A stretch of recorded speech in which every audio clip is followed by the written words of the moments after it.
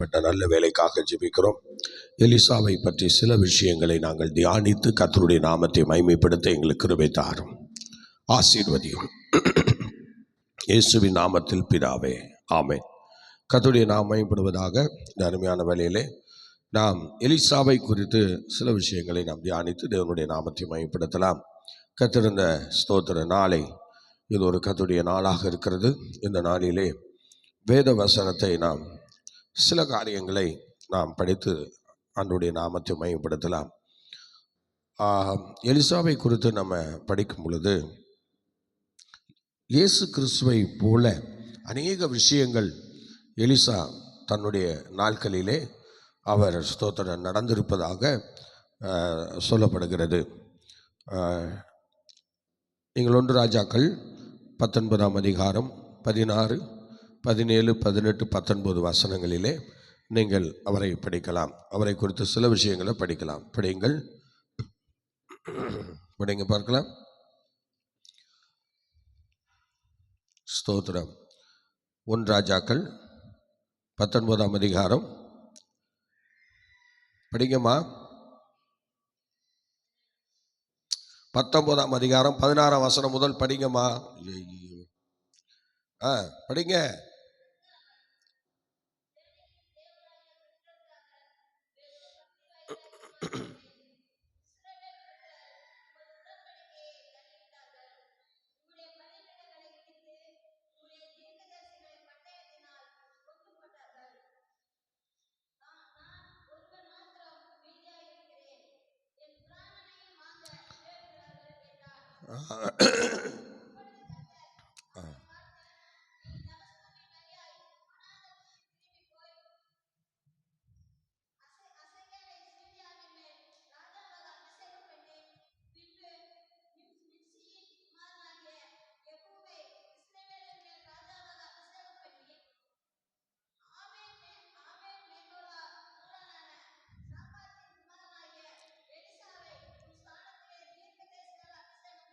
ஆமென், ஸ்தோத்திரம்.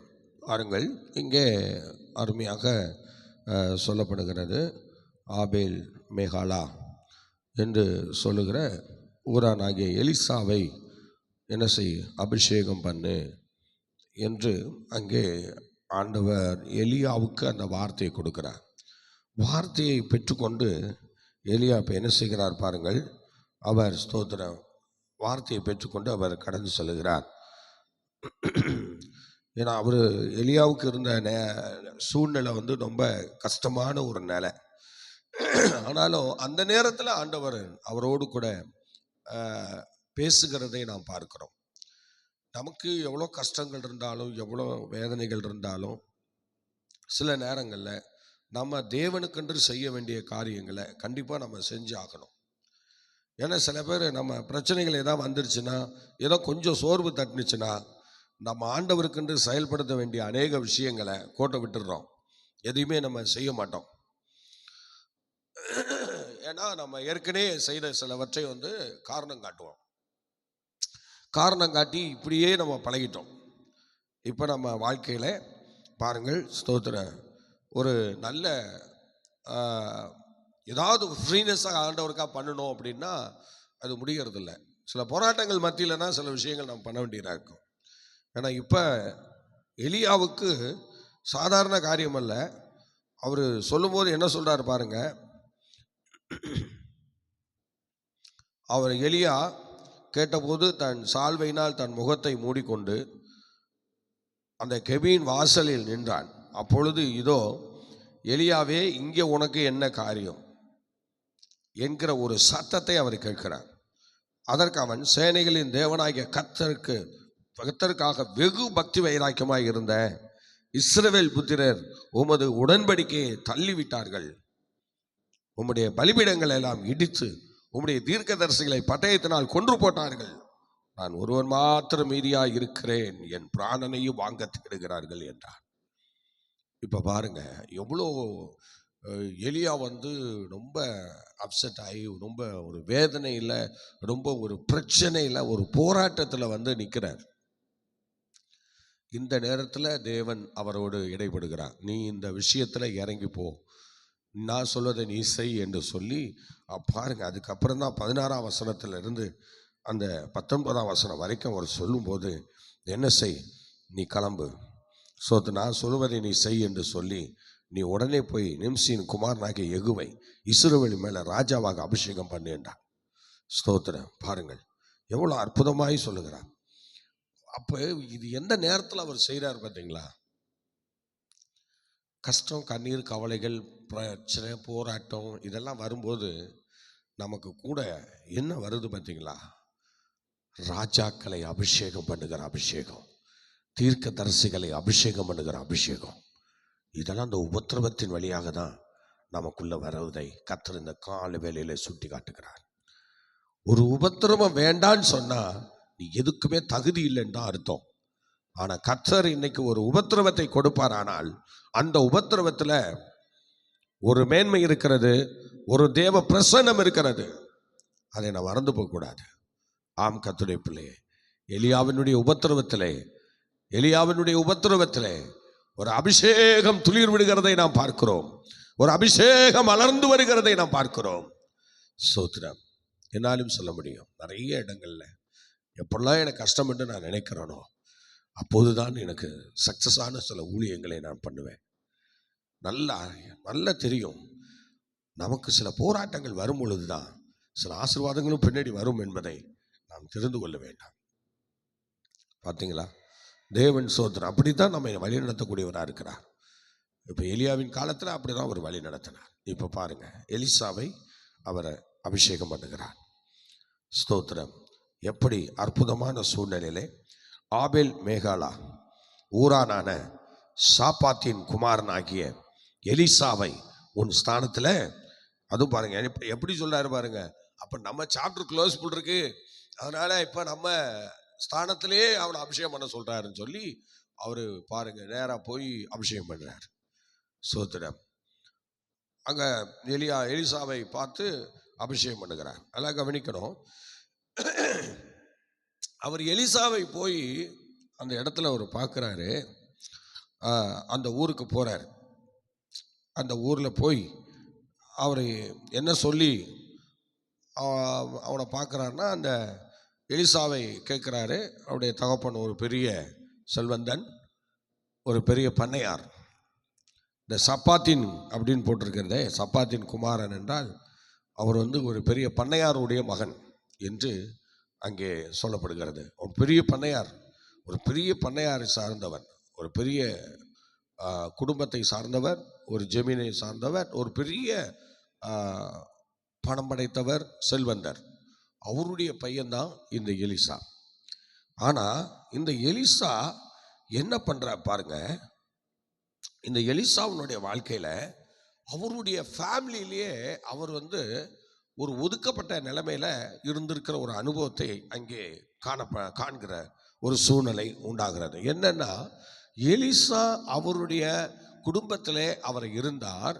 ஆனால் அங்கே அவரை குறித்து நாம் படிக்கும்போது அந்த எலிசா என்ன செய்தார் பாருங்கள். அவர் அந்த ஊரில் பெரிய ஒரு செல்வந்தராக இருந்தோம், அவ்வளோ பெரிய ஆளாக இருந்தோம். அவர் என்ன செஞ்சுக்கிட்டு இருந்தார்னா, 12ஆம் ஏர்மாட்டை ஓட்டி கொண்டிருந்தார். பாருங்கள் அந்த வசனத்தை நீங்கள் படிங்க பார்க்கலாம். 19ஆம் வசனம் படிங்க. அப்படியே அவர்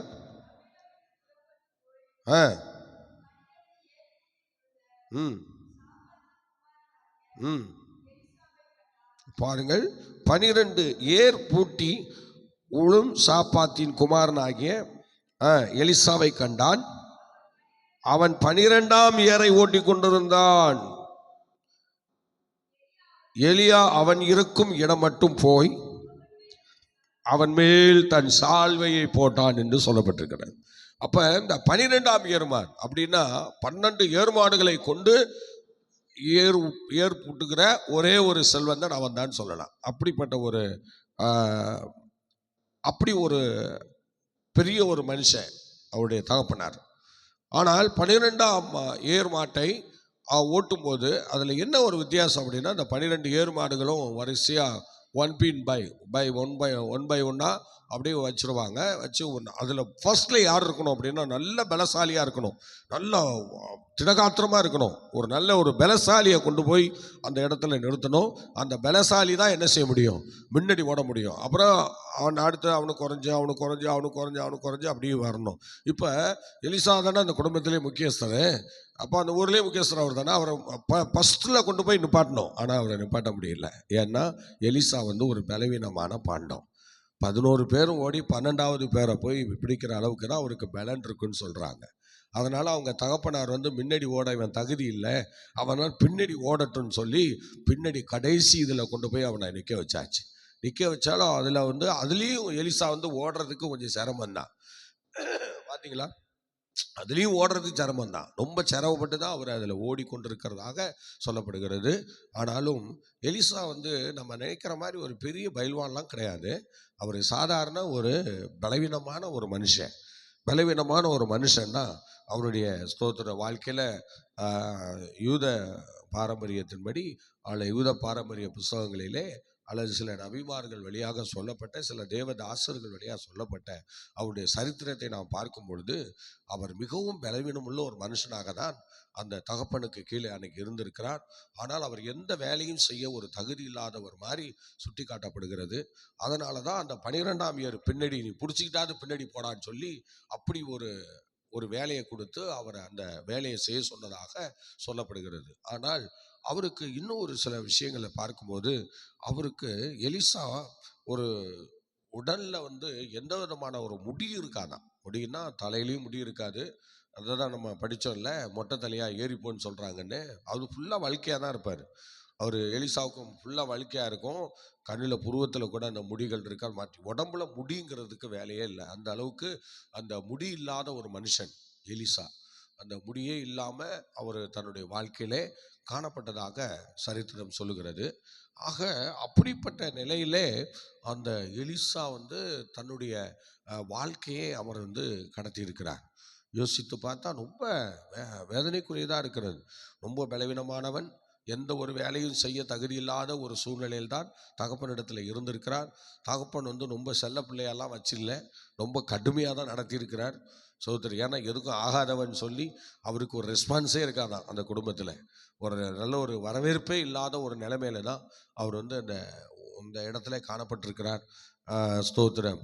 அப்படி ஒரு வேதனை உள்ள ஒரு மனுஷன்தான் இந்த எலிசா. அவருக்கு இந்த 12ஆம் மாட்டை தான் அவருக்கு கொடுத்துருக்குறாங்க. அந்த வரிசையாக பின்னாடி கடைசியில் அவரை பிடிச்சிட்டு வரத்துக்கு. அதில் வந்து ரொம்ப வேகமாக செயல்பட வேண்டிய அவசியம் இல்லை. முன்னாடி மாடி இழுத்துக்கிட்டு ஓடாது. அதனால் அது கொஞ்சம் பின்னாடி வர்றதுனால இந்த 11ம் போய் தான் கடைசியாக இது என்ன பண்ணும், ஸ்லோவாக வரும். அதனால் கடைசி இடத்துல கொண்டு போய் அவரை நிற்க வச்சாங்க. கடைசி இடத்துல நிற்க வச்சு கடைசியாக அவர் வந்து தன்னுடைய வேலையை அவர் துவங்குகிறார். ஆனாலும் கர்த்தருடைய பிள்ளையே, சில நேரங்களில் இந்த எலிசாவை போல தான் நாமும் சில இடத்துக்கு ஆகாதவங்களாகவே நம்ம போய் கொண்டிருக்கோம், பார்த்தீங்களா? ஆனால் ஒரு நாள் நம்ம ஆண்டவருக்கு பயனுள்ள பாத்திரமாக நம்ம இருப்போங்கிற ஒரு நம்பிக்கை நமக்கு இருந்தாலும், ஆனாலும் நம்ம எந்த அளவுக்கு ஒருத்தன்ட்ட இல்லாதது தான் அவன் வாழ்க்கையில் என்ன செய்கிறான், தன்னை வெளிப்படுத்துகிறானே தவிர, ஆனால் இருக்கும்போதாகிலும் நம்ம ஆண்டவருக்காக செயல்படுத்த வேண்டிய கடமைப்பட்டிருக்கிறோம். எலிசாவின் இடத்துல இல்லை, பலன் இல்லை. ஒரு பலவீனமான ஒரு மனுஷன், அதனால் ஒன்றும் பண்ண முடியல. அவர் அந்த பலவீனத்தை வச்சு எதுவுமே பண்ண முடியாத சூழ்நிலையில உயிர் வாழ்வதே கஷ்டமான நிலையில் இருந்த அந்த மனுஷனை போய் கர்த்தர் தெரிந்து கொள்கிறார். பாருங்கள் எவ்வளோ பெரிய காரியம். சோத்திரம். அதை குறித்து நம்ம 2 கொரிந்தியர் 12ஆம் அதிகாரம் 9ஆம் வசனத்தை நீங்கள் படித்து பார்த்தீங்கன்னா பவுல் அந்த பலவீனங்களை குறித்து சொல்கிறார். சோத்திரம். அங்கே எலிசா இருந்தார், அது போல தான் பவுலும் அந்த பலவீனத்தில் இருந்தார். படிங்க, சீக்கிரம் படிங்கம்மா. 12:9 படிங்க. அடாடாடா, சீக்கிரமா படிங்கள. இத்தனை பேர் படிக்க தெரிஞ்சு இப்படி இருந்தா என்ன பண்றது? அதற்கு அவர், என் கிருபை உனக்கு போதும். அப்போ சொன்னாங்க பவுல்கிட்ட ஆண்டவர் சொல்லும்போது, என் பலன் உனக்கு போதும், என் கிருபை உனக்கு போதும், உன் பலவீனத்திலே என் பலமானது பூர்ணமாக விளங்கும் என்று சொல்லி அங்கே சொல்வது போல இன்னைக்கும் ஸ்தோத்திரம். எலிசாவினுடைய வாழ்க்கையில தேவன் கடந்து சென்று ஆண்டவர் அப்படித்தான் அவரும் எதிர்பார்த்து ஸ்தோத்திர ஆண்டவர் ஸ்தோத்திர அவர் கூப்பிடுகிற அந்த நாளை மையப்படுத்தி எலிசா வெளியே வருகிறதை நாம் பார்க்கிறோம். அந்த கஷ்டப்பட்டு அந்த ஏர் மாட்டை ஓட்டி கொண்டிருக்கிறார். நல்லா கவனிக்கணும், எலிசாவுக்கு எந்த சாப்பாடும் குறைவில்லை, எந்த வஸ்திரமும் குறைவில்லை. நீங்கள் நினைக்கிற மாதிரி சாதாரண வஸ்திரம் போடலை. சோதரம் அவருக்கும் ஒரு வஸ்திரம் இருந்தது, எலிசாவுக்கும் ஒரு வஸ்திரம். சோதரம் நல்ல ஒரு ஒரு ஒரு ஒரு விதமான மயிரில் செய்யப்பட்ட ஒரு ஆடை, அந்த ஆடையை தான் அவரும் அணிந்திருந்தார். அவர் நல்ல ஒரு ஆடையை அணிந்திருந்தார். இப்படி பார்த்தீங்கன்னா எலிசாவுக்கும் அந்த ஆடைகள் கொடுக்கப்பட்டிருந்தது. சோத்திரம். இப்படி அபிஷேகத்தை அவர் அந்த நாளிலே வாங்குகிறார். சால்வையை தூக்கி போட்டதும் அவர் மேலே அது விழ, சோத்திரம் பாருங்கள், அவரை பின்பற்ற ஆரம்பிக்கிறார். அவர் உடனே அவருடைய தகப்பன் குடும்பத்திலிருந்து வேர்பிரிக்கப்பட்டு எலியாவோடு அவர் கடந்து வருகிறதை நாம் பார்க்கிறோம். பாருங்கள், அந்த வேலையை எலியா அந்த உபத்திரவமான நேரத்தில் சோத்திரம் எப்படி ராஜாக்களை அபிஷேகம் பண்ணவும், இது எலிசாவை அபிஷேகம் பண்ணவும் ஆண்டவர் அனுப்புகிறார். இன்னைக்கு நமக்கு ஏற்படுகிற உபத்திரவங்களில் தான் ஆண்டவருக்கு மிகுந்த கனிகளை நம்ம கொடுக்க முடியும். நல்லா கவனிக்கணும், எனக்கு உபத்திரமே வேண்டாம்னு ஒரு காரியம் நமக்கு வேணும் அப்படின்னா உபத்திரம் இல்லாமல் எந்த வேலையும் நமக்கு கிடையாது. சோத்திரம். எல்லா வேலையிலும் ஒரு உபத்திரம் இருக்கும். அந்த வேலையை நம்ம கரெக்டாக செஞ்சோன்னா அதுக்குரிய பலனை நம்ம கண்டிப்பாக பெற்றுக்கொள்ளலாம். அருமையான தெய்வ பிள்ளைகளே, எலிசா சோத்திரம் நல்ல ஒரு சூழ்நிலையில் உருவான மனுஷன். சோத்திரம். எலியா தன்னுடைய ஓட்டத்தை முடிக்க போகிற நேரத்தில், சோத்திரம் முடிக்க போகிற கொஞ்ச காலங்களில், சோத்திரம் ஆண்டவர் அவர் எடுத்துக்கொள்ளப்பட போகிற சூழ்நிலை வருகிற அந்த காலங்களில், சோத்திரம் நீ சொல்லு, உன் ஸ்தானத்தில் நீ ஒருவனை போய் என்ன செய், அபிஷேகம் பண்ணுன்னு சொன்னபோது ஆண்டவருடைய வார்த்தையை அவர் தட்டாமல், இன்னைக்கு பாருங்கள், நம்ம ஸ்தானத்தில் ஒருத்தனான்னு சொல்லி அவர் எந்த காரியத்தையும் சிந்திக்கலை. அவர் எந்த இடத்துலையும் அவர் ஏங்கி நிற்கலை. என்னடா நம்ம ஆண்டவர் தூக்க போகிறாரா, நம்ம காலி பண்ண போகிறாரா என்றெல்லாம் அவருக்கு எந்த சிந்தையும் கிடையாது. சோத்திரம். ஆண்டவர் சொன்னார், உடனே அவர் போகிறார், அவ்வளோதான். கர்த்தர் சொன்னார், உடனே கிளம்பிட்டார். பாருங்க, உன் ஸ்தானத்தில் போய் சாப்பாத்தின் குமாரனாகிய எலிசாவை என்ன பண்ணு, அபிஷேகம் பண்ணடான்னு சொன்னதும் சரி ஆண்டவரே நான் போகிறேன்ட்டு போயிட்டார்ல. யோசிக்கல பாருங்க, என்னடா உனக்கே ஆப்பு வைக்கிறாரா அப்படின்னு சொல்லி அவன் தெரியல பாருங்க. அவன் தெரிஞ்சாலும் அதை பெருசாக அவர் எண்ணிக்கல பாருங்க. கர்த்தருடைய வார்த்தை, அதுதான் கர்த்தருடைய வார்த்தை. இந்த கர்த்தருடைய வார்த்தைக்கு அவர் என்ன செய்தார், முக்கியத்துவம் கொடுத்து அவர் புறப்பட்டு போகிறார். புறப்பட்டு போய் தன்னுடைய வேலையை அவர் செய்கிறார். யோசித்து பாருங்க, அப்படிப்பட்ட எலிசாவினுடைய வாழ்க்கையிலே அவர் ஸ்தோத்திரம் என்ன செய்கிறார், அவர் பலவீனமான அந்த மனுஷனை பாருங்கள், 12ஆம் ஏர்மாட்டை உழுது கொண்டிருக்கிற அந்த நேரத்திலே அந்த சால்வை அவர் மேலே போய் விழுகிறது. அந்த சால்வை அவர் என்ன செய்கிறார், ஸ்தோத்திரம் பாருங்கள், அந்த சால்வை அவர் பெற்றுக்கொண்டு அவர் வெளியே வருகிற அந்த காரியத்தை நாம் பார்க்கிறோம். எலிசாவின் மூலம் அருமையான தெய்வ பிள்ளையே ஒரு 16 அற்புதங்களை கர்த்தர் செய்தார். எலியா ஒரு 8 அற்புதங்களை செய்தார். ஆனால் எலிசா 16 அற்புதங்களை செய்யணும். ஆனால் அவர் என்ன செய்யலை, 16 அற்புதங்களை செய்யலை. ஏன்னா ரெட்டிப்பான ஆசீர்வாதம் தானே, ரெட்டிப்பான வரங்கள் தானே. ஆனால் ரெட்டிப்பான வரங்கள் அவருக்கு கிடைக்கப்பட்டிருக்கிறதே. ஆக 8க்கு அவர் என்ன செய்யணும், அப்படியே அவர் அற்புதமாக என்ன செய்யணும், அந்த 8 காரியங்களை இரட்டத்தனையாக 16 அவர் செய்து முடிக்கணும். ஆனால் அவர் சாகும்போது 15 தான் அவர் செய்து முடித்தார். பார்த்தீங்களா, 15 அற்புதங்களை அவர் செய்து முடித்தார். ஆனால் 16 அற்புதம் செய்வதற்குள்ளாக அவர் உயிர் அவரை விட்டு போய்விட்டது. அல்லேலூயா, ஸ்தோத்திரம். பாருங்கள், எலியா ஒரு இடத்துல அவர் மரிக்கிறார். எலியா மரிச்சிட்டார். எலியா மரிச்சு ஸ்தோத்திரம் ஒரு வருஷம் ஆகிறது. எலியா மரிச்சு 1 வருஷம் ஆயிடுச்சு. ஸ்தோத்திரம். அப்ப அவர் விட்டு சென்ற 16வது அற்புதத்தை அவர் எங்கே செய்கிறார் பாருங்க. 2 ராஜாக்கள் 13ஆம் அதிகாரம் படிங்க பார்க்கலாம். 13ஆம் அதிகாரம் 20-21 படிங்க. 2 ராஜாக்கள் 13ஆம் அதிகாரம் 20-21. எலிசா மரணம் அடைந்தான், அவனை அடக்கம் பண்ணினார்கள். மறு வருஷத்திலே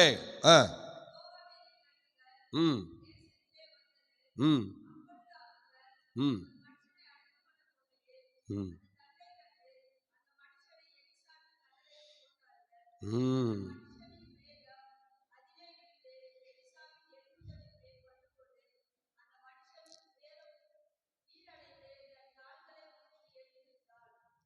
பாருங்கள், அந்த செத்து போன அந்த பாடியை எலிசாவின் கல்லறையில் தூக்கி போடும்போது அந்த எலும்புகள் பட்டு அவன் எழும்பி மனுஷன் ஆயிட்டான்.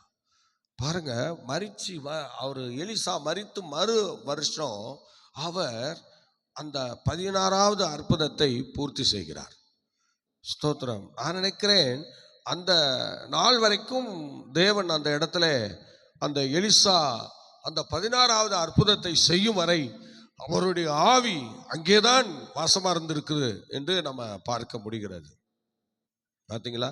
அந்த எலும்பு பட்டு அந்த இரட்டிப்பான வல்லமை வரங்கள் அந்த காரியங்கள் நிறைவேறி அவர் அது 16வது அற்புதத்தை கல்லறையில் செய்யப்பட்ட பிறகுதான் அவர் தன்னுடைய ஸ்தானத்தில் அவர் போய் இருந்திருக்க வேண்டும் என்று நம்ம பார்க்கலாம். ஏன்னா அவர் அவ்வளோ ஒரு அற்புதத்தை அவர் பெற முடியாத, ஒரு அற்புதத்தை செய்ய முடியாத அந்த சூழ்நிலையை அவர் நினச்சி எவ்வளோ வேதனைப்பட்டிருப்பாருன்னு பாருங்களேன் சோதனை. ஏன்னா நம்மலாம் மரிக்கிறோன்னு சொன்னாலே ஒரு நித்திரையாக இருக்கிறோம் தான் நமக்கு பைபிள் சொல்லுது.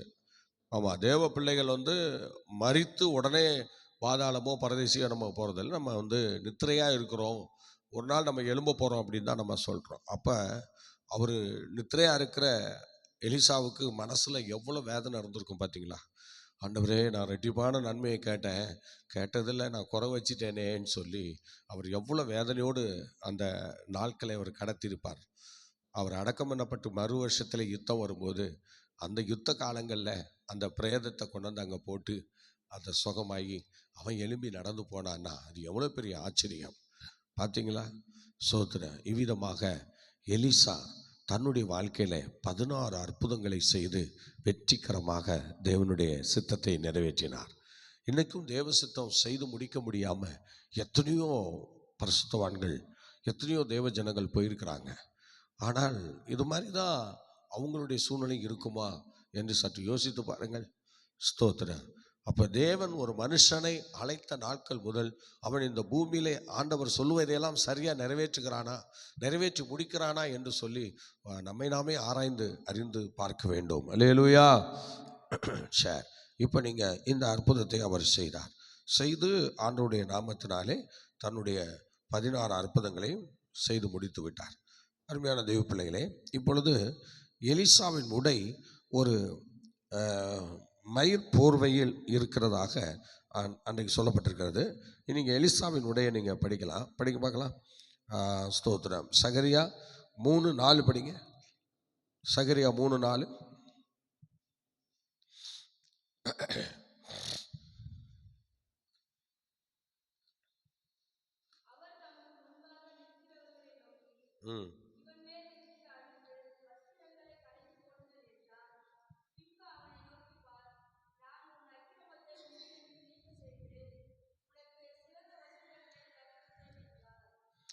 ஸ்தோத்திரம்.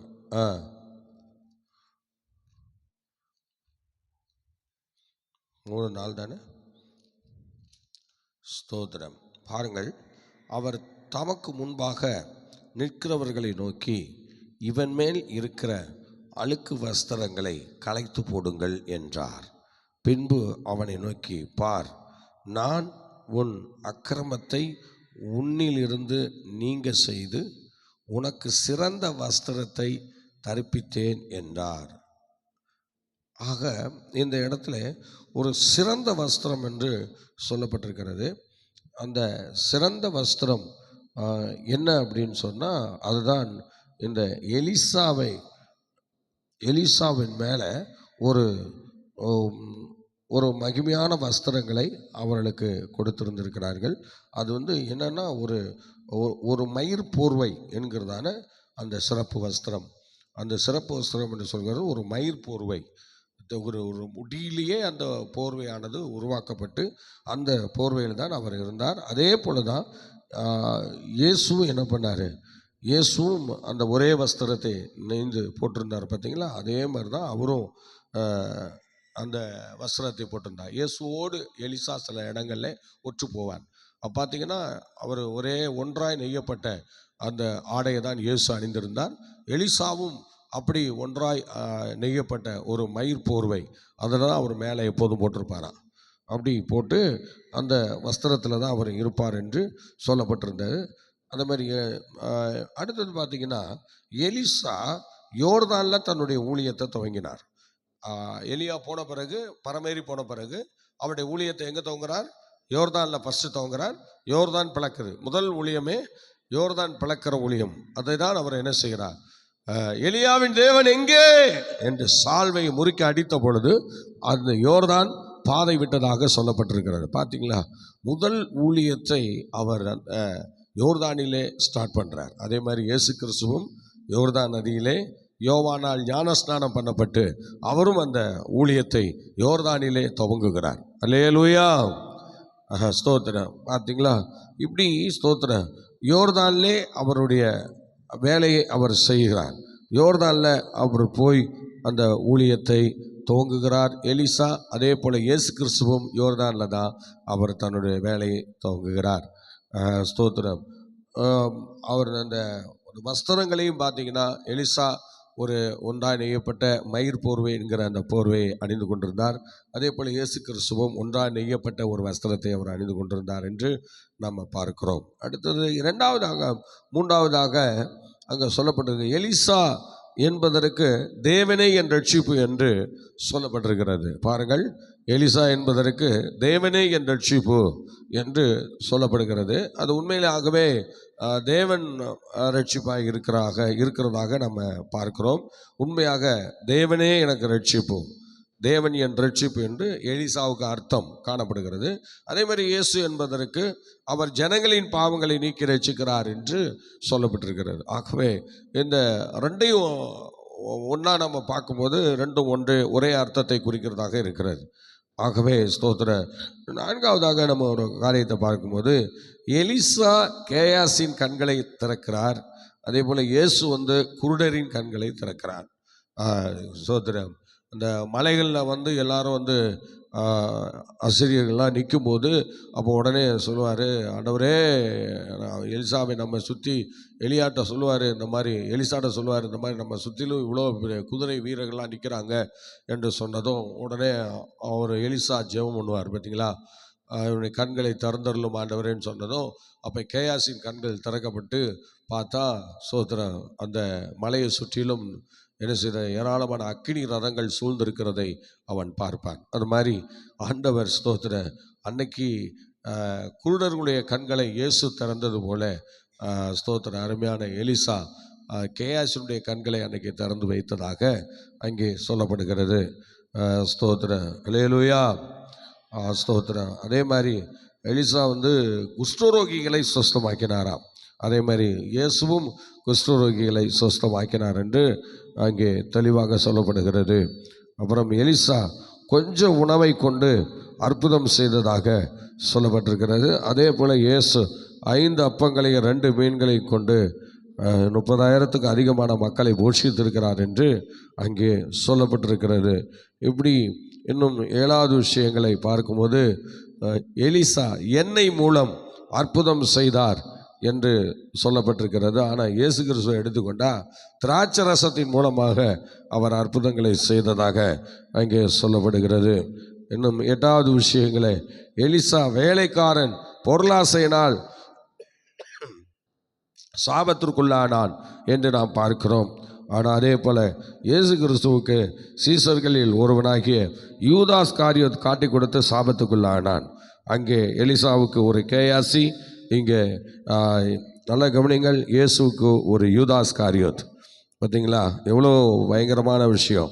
சோத்திரம். அடுத்தது 9வது விஷயத்தை நம்ம பார்க்கும்போது, இன்னும் எலிசா மரணம் செத்தவனை உயிரோடு எழுப்பியது. அதே போல் இயேசுவின் மரணமும் செத்தவர்களை கல்லறையிலிருந்து வெளியே கொண்டு வந்தது என்று நம்ம பார்க்கிறோம்.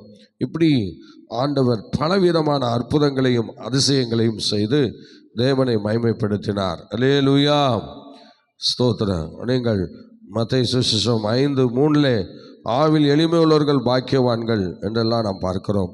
எலிசா ஸ்தோத்திரம் இப்படிப்பட்ட ஒரு நல்ல சூழ்நிலையிலே வாழ்ந்தவர் வாழ்ந்து தனது வாழ்க்கையை அந்த அளவுக்கு மகிமையாக அவர் நடத்தி சென்று இந்த அற்புதமான வேலையை அவர் செய்து முடித்து தன்னுடைய ஓட்டத்தை முடித்திருக்கிறார்.